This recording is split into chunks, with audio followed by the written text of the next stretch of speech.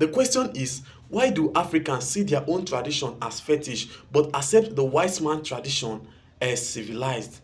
Now, before Europeans came to Africa, Africa had their own traditions, practices, and beliefs. Okay, and they were happy with it.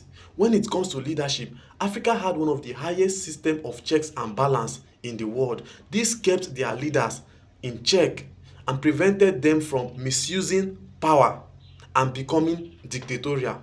When it also comes to traditional practices, we had entertainment, we had festivals such as yam festival, okay, fish festival, and more. Entertainments including masquerade, wrestling, and a lot more.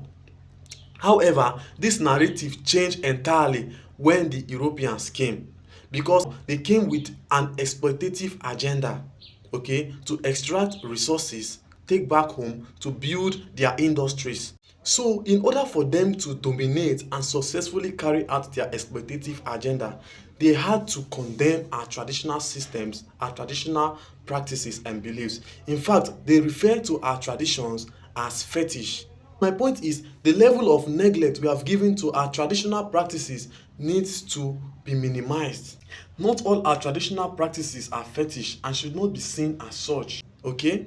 So take for instance, in this modern Africa, you can barely tell your child, or you can barely send your child out to watch some traditional, displays, some traditional entertainment, including wrestling, including masquerades and the rest of them, because of this conception the white man has embedded in us.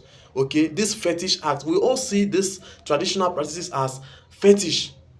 We see them as fetish, and that is why we do not allow our children to go and watch such beautiful and colorful displays.